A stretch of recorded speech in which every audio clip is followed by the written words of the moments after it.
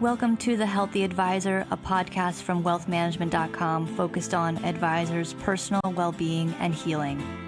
I'm Diana Britton, managing editor of wealthmanagement.com, and in this podcast we explore some of the struggles and personal development issues facing advisors and financial services professionals, and how to get to a place of healing for mind, body, and spirit.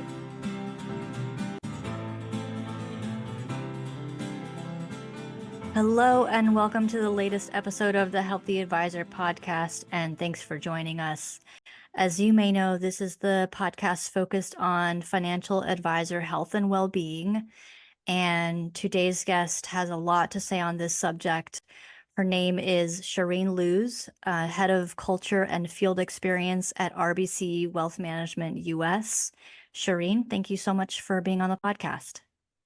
Thank you so much, Diana, for the opportunity. And I'm a big fan, and this is a topic that I'm really passionate about. Yeah, well, I'm a big fan of yours.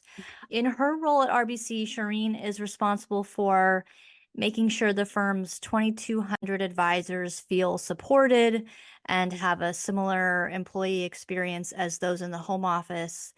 And one particular area of focus, which has kind of become a little bit more important during the COVID pandemic, has been mental well-being.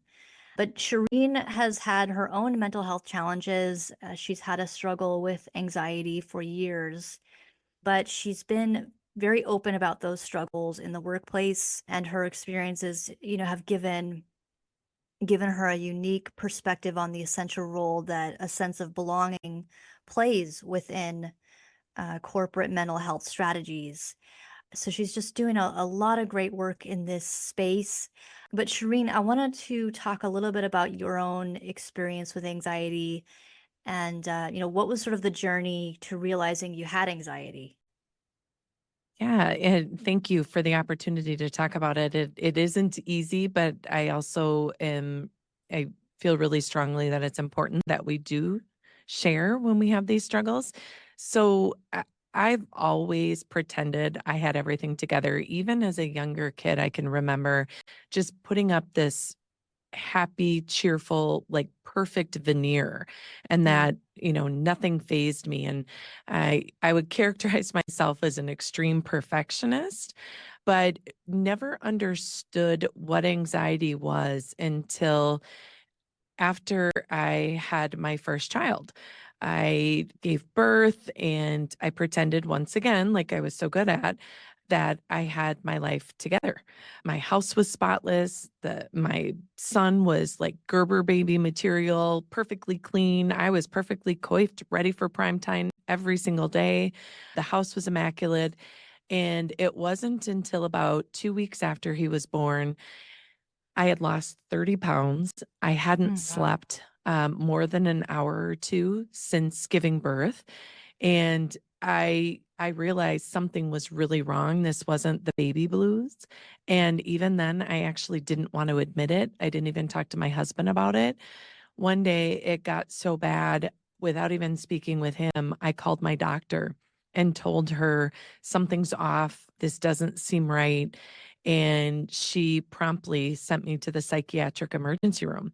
So my husband, my 2.5-week-old baby, went into the psychiatric emergency room, and I received my first anxiety diagnosis. I was diagnosed with severe postpartum anxiety. Along with that diagnosis, I got a prescription for anti-anxiety medication and also a sudden rush of shame. I was Mm-hmm. so embarrassed and so disappointed in myself.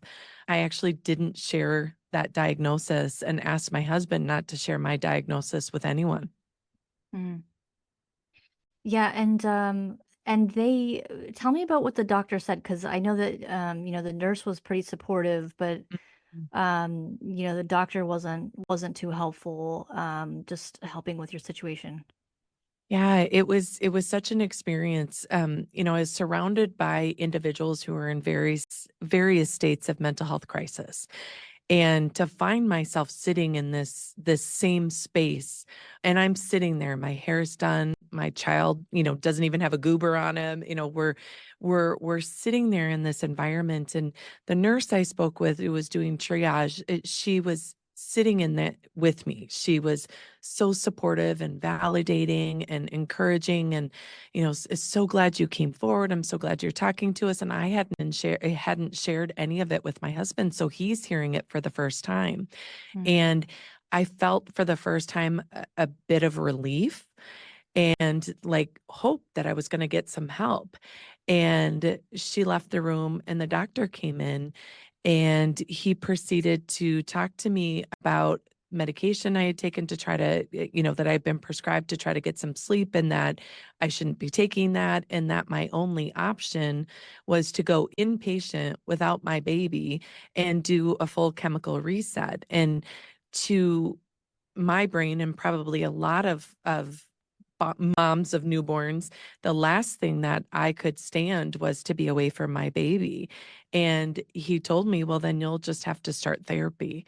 And it was crushing. And I felt desperate. And it was actually my husband who then started pleading with the doctor. And my husband and I have been together. We're high school sweethearts. I, been through a lot with him, and he never gets emotional and certainly doesn't cry, but he starts pleading with this doctor saying, please, you don't understand what it took her to come here.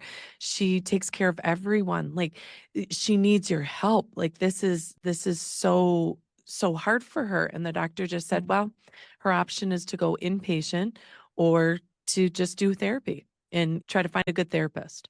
Yeah. And we were beside ourselves with fear, and I just felt so alone and so demoralized. And uh, what little hope I had had in speaking with the nurse was gone. And I just felt like I had let everyone down, especially my husband and my baby.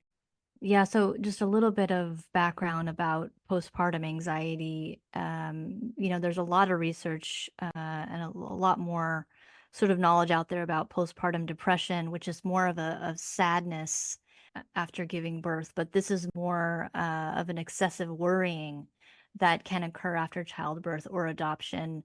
And it can feel like you or your baby are in constant danger. Some of the symptoms are inability to relax, racing thoughts, obsessive fears, irritability, sense of dread, forgetfulness, distraction, fear, worry, avoiding certain people, places, or activities, and being overly cautious, checking things repeatedly, or being controlling. And some of the physical symptoms: poor sleep, loss of appetite, trouble sitting still, nausea, stomach pain, heart palpitations, increased heart rate, shortness of breath, or tense muscles. I mean, it sounds like a lot of the things that you were describing, and it's pretty common actually. According to Cleveland Clinic, postpartum anxiety affects between 11 and 21% of people designated female at birth. Healthcare providers don't have a specific screening to diagnose it, so it's hard to determine exactly how many people suffer from the condition, and it's often identified during an assessment for postpartum depression. But Shareen, what was sort of the journey after that ER visit? How did you kind of get back? How did you get to a somewhat like good place after that? What were some of the things that you did to combat that? It was a journey is the best way to describe it. And it was clawing. It was everything I had. But I sat down with my husband, and so many of the symptoms that you described I had. And one of them was I couldn't sit still. I could not lay in my bed, and I would constantly be staring at my baby. I was so worried something was going to happen. But conversely, I didn't trust myself with him. I, Mm. I I didn't have any ideation that I wanted to harm him, but I didn't trust that I could take care of him. And I sat down with my husband when we got home from the emergency room, and he rightfully said, we have to talk to someone. because he couldn't possibly be there all day, every day with me and the baby. And so Yeah. we reached out to my sister and my best friend, and between the three of them, they took turns those first couple weeks sitting with me and the baby each day. And I also went to therapy. I did a lot of therapy, and my newborn by the time he turned 1, he was probably the most experienced therapy patient of all time because he had gone so much. But it was gradually through medication, through intensive therapy, and the love and support of the people that I did let in, that we survived it. And that's the only way I could describe it, is just barely surviving it. And even when I look back now, my son is 13. I look back now, and that whole year, first year of his life, I was not myself. But it it, it was really a very, very long process. Yeah. And I know that you were working during that time. What were you talking about it at work and telling people what you were struggling with? I wasn't. I was so ashamed and embarrassed, and was still hung up on keeping that veneer of I've got it all together, that I just did not open up to anyone. It stayed with just my husband, my sister, and my best friend. I didn't even share it with my other sisters or my father or the rest of my family. Mm. And when did you kind of first tell your story? What prompted you to do that? So it was actually several years later, and Mm. I was sitting in a meeting with a team member who had just recently returned from maternity leave. And I asked her, "How are you doing?" And she started with the standard, "Oh, I'm great." And she was providing a little bit of information about her baby and how she was adjusting to motherhood. But within the first sentence or two, I could see her eyes welling up. And it was really clear that it wasn't okay. So I stopped the conversation, didn't plow ahead into the work agenda. And I just asked her what was going on. And she broke down crying, and she was talking about how overwhelmed she was with the demands of life and work and taking care of a baby. And she just shared that she was at a breaking point and couldn't figure out how to get it all done. And she just stopped and just started sobbing. And all of a sudden she stopped, and Mm. she looked at me really careful, and she said, "Oh, I'm so sorry. You must think I'm such a disaster. You always have it so together, and here I am, a mess, sobbing in your office." And in my head, I'm thinking to myself, "Who's she talking to? Like, you think I have it together? I'm the disaster. Like, I'm the one that was in the psychiatric emergency room after the birth of my first child. I'm the one that still battles debilitating anxiety, and I constantly feel like I'm failing at home and at work and in all these aspects. But because of this facade that I put on, she didn't know my struggles, nor did anyone else. And it was really at that point that I thought, why am I continuing to perpetuate this? I wanted to support her. I wanted to connect with her. And I opened up and I shared my story. It was the first time that I had really opened up and told the full story to anyone outside that really close group. And it was certainly the first time that I had opened up to anybody at work. And it really became kind of a call to me and a call to action, because I realized that this facade that I was putting on wasn't doing anyone any favors, and that with the visibility that I had as being a people leader, I had the opportunity to speak up, show that we're not perfect, but also to hopefully bring others to a point where they can speak up and open up about it so that we can support one another. Yeah. And what was the result of that?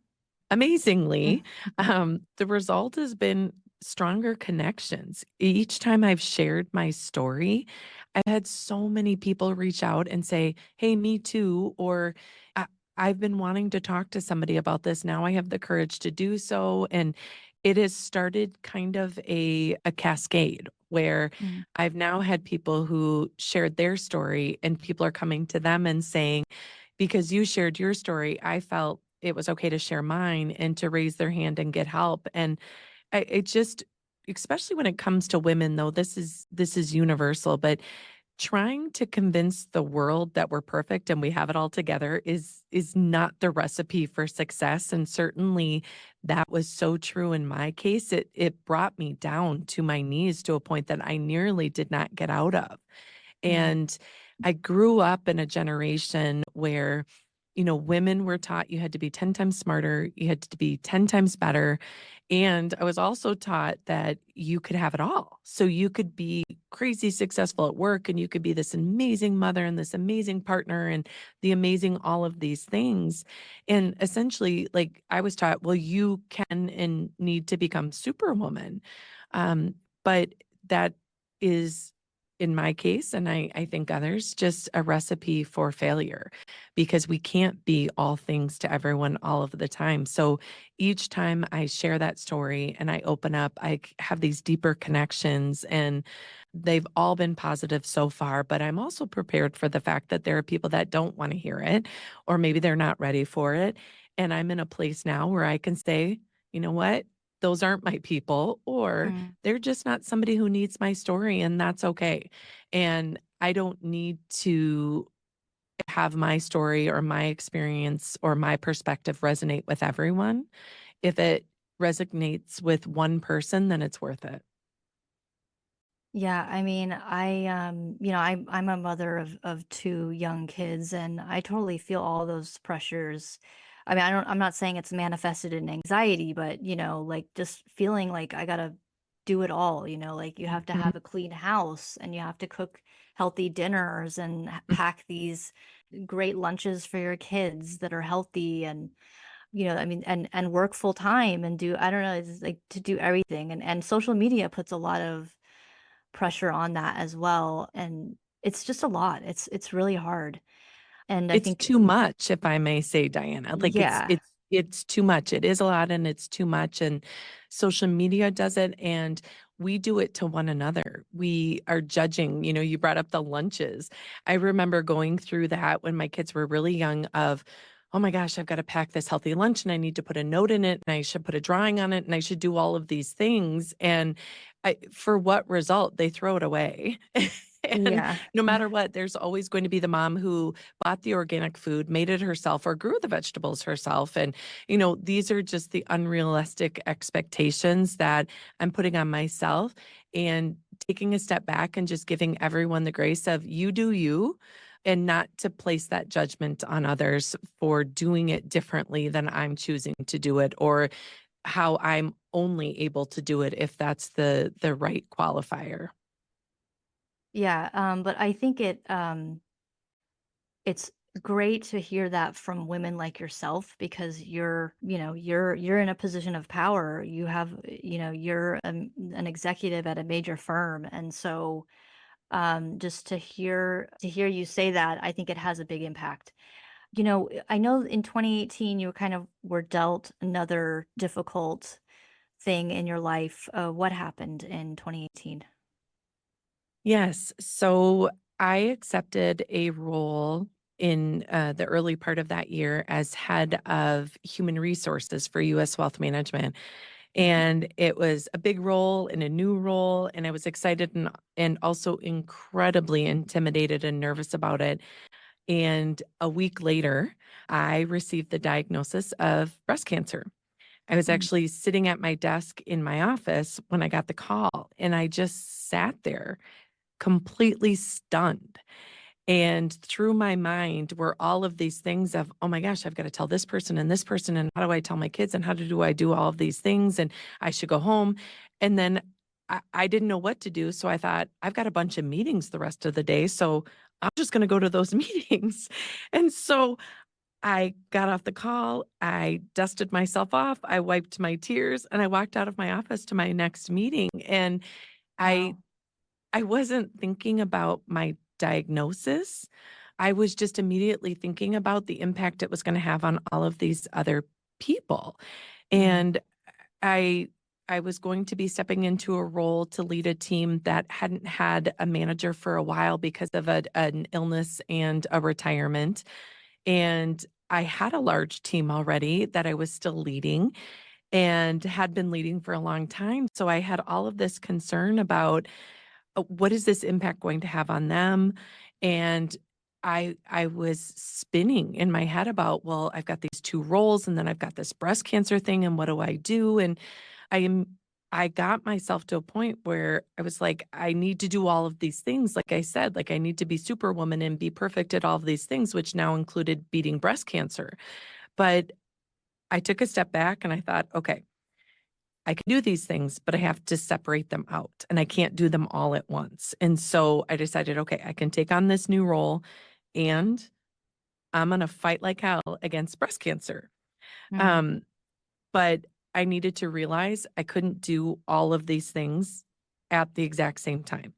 So I actually negotiated with my oncologist to safely delay my double mastectomy for 8 weeks so that mm, I could get my two jobs in a place where I felt that I could step away. Because when I step away for the time to recover from my surgery, I was committing to actually, for the first time in my life, putting me as the number one priority. And that is what I did. I worked for 8 weeks like crazy trying to transition and to tie things out and to support my family and to tell my kids and to get ready. And then I had my surgery and for 6 weeks I didn't work at all. mm. I didn't even check emails. I Wow. just recovered. And I was at home and I was present with my kids and that was the first time in my life that I'd ever really done that and I also had to accept the help. So it was the second time in my life where I was like, okay, I can't actually do of this all. This is me being, smacked in the face with this truth that you do need help and you do need to be vulnerable and to open up to other people. Yeah. And how did you deal with your anxiety during that time? Yeah, so it of course got worse. The biggest challenge for me was my kids at the time were 7 and 4 and I desperately wanted and still want to see them grow up. And I didn't want them to have the loss of their mom as a traumatic event in their lives. And that was the biggest thing for me. And I did struggle with my anxiety, but the silver lining of my postpartum journey was I had been given the tools and I had learned how to navigate my anxiety. And I had the tools of wonderful therapists and medication. And I was able to use that really painful experience and learning to make it through the process. And I actually thrived as much as you can thrive in that environment. Mm, yeah. And I think you're still on medication for the cancer, right? Yes, I But am. So in I remission though. Yes, I am thankfully cancer free. Um, they keep coming out with this wonderful technology and all these amazing new treatments and therapies and a test that I took when I was 5 years cancer free showed that I had a higher chance of recurrence of cancer. And so we switched to a new medication. So I'm on that new medication with its new wonderful, not so awesome side effects, but I'm eternally grateful that there are experts out there that continue to research this and study this that allow me to continue to be healthy. And, I'm going to go down this path for the next 5 years and we'll see in 5 years what they say. But I really do feel like I have a lot of really great tools that I have developed and I have an incredible support system. Yeah, that's really great. So how have all these experiences kind of helped you better support RBC's employees and financial advisors especially? Yeah, it comes out every day in how I approach my role and how I view, excuse me, our employees and our advisors at RBC. And I'll put it into kind of two big buckets. The first is I really focus on our advisors and employees, and I'll just limit my verbiage to just advisors for this conversation. I look at them as humans, not as employees, not as, here's the amount of production they bring into the firm, but humans. So, Mm. how do we as a company support them 24/7, not just 9 to 5? So, what are the ways that we can support them in their roles as parents or as caregivers or as daughters or spouses, but as those going through their own medical journeys and challenges themselves. So looking at them as holistic humans first and RBC advisors second. That is one bucket. And then the second is that I am focused on modeling behavior that's really authentic and showing up as a mess on the days that I am a mess and supporting others in doing the same thing. So I will walk into a meeting, and especially during the pandemic, I would just open up a team meeting and just say, hey, look, today's really hard and I'm not managing it well. Here's what's happened today. Or I'll notice that someone doesn't seem to be themselves. And so after a team meeting, I'll put time aside and grab them and just check in with them. But really trying to share that I am a challenge, have challenges, and faulted in so many ways. And also point out that all of us are, and that nobody's expecting them to be perfect. And I joke all the time with our head of communications that I want to start a blog that is titled Failing on All Fronts, because I feel that way perpetually, and I know I'm not alone. Mm. And especially as you mentioned, Diana, as a working mom, you're trying to get the kids to all of their things and to register them for all the things and buy their clothes and get their food and get their lunches. And oh, by the way, you have a more than full-time job that you're trying to navigate as well. And just being truly authentic about, here are my flaws. We all have flaws, and feel free to share yours with me, and hopefully creating an environment in which people feel comfortable doing so. And I won't put this in the vein of a flaw, but also really trying to create a safe environment for people to speak up, especially around mental health challenges and mental wellness. Yeah, I think those are some, just some great takeaways for firms that are trying to better support advisors around mental health and well-being and wellness. But what are some of the mental health challenges that you see advisors are faced with? I would say the biggest one is they are the center of all things for their clients. I often refer to them as counselors in chief Mm. because if you look at the job description for a financial advisor, it's to support their clients in their financial journey, to help with their wealth planning and their wealth building. But when you look at practically speaking what they do on a daily basis, they are the first point of contact when something really fantastic happens in their family or something really awful happens in their family or in their lives. And if you look at just the pandemic as a really acute example of that, our advisors are getting calls nonstop from panicked clients.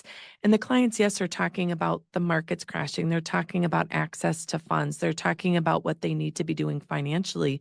But more than that, they're looking to their advisors to talk to them about, what do I do about my elderly mom who I go visit once a week, and, I manage her affairs and I take her food, and, I don't want to give her COVID, but yet I've got these kids in the house, and they are managing that for their clients, and they are advising and taking on that stress of that.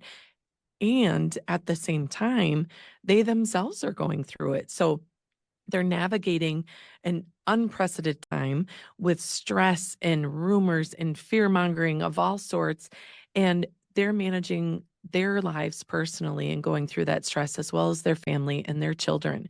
And so I just think that the stress in what they're navigating is what they do for themselves and what we all do for ourselves, but then they're doing it for all of their clients. And they have hundreds of clients with whom they have these incredibly deep relationships with. That's what makes them so successful. And they take on all of that stress and pressure for the clients in addition to their own. Yeah, I mean, the advisor's role is just ever expanding and, they're expected to do more and more every day for their clients. It's a lot to take on. Well, I'm afraid we're just about out of time. I wish I could talk about this all day, but I'd like to thank my guest, Shareen Luze, for being on the podcast and being so vulnerable about your struggles. Thank you so much, Shareen. Thank you so much for the opportunity. I really appreciate it. And like I said at the beginning, fantastic podcast, and the topics you cover are so important. Yeah, thank you so much. I hope, just hope people relate and that it helps people get through their own struggles. And if you'd like to reach out to her, you can reach out to Shareen at shareen.lose@rbc.com. If you have a struggle yourself and you wish to share your experiences and help others in similar situations, please feel free to reach out to me at diana.britton@informa.com. I'd like to thank you for listening to The Healthy Advisor. If you've not subscribed to the podcast yet, please click the subscribe now button below. This is Diana Britton reminding you that where there's healing, there is hope. We'll see you next time.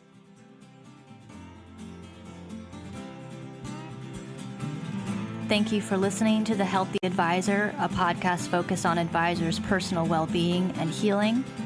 Click the subscribe button below to be notified when new episodes become available. The information covered and posted represents the views and opinions of the guest and does not necessarily represent the views or opinions of wealthmanagement.com. The content has been made available for informational and educational purposes only. The content is not intended to be a substitute for professional advice. Always seek the advice of your healthcare provider with any questions you may have regarding your particular situation.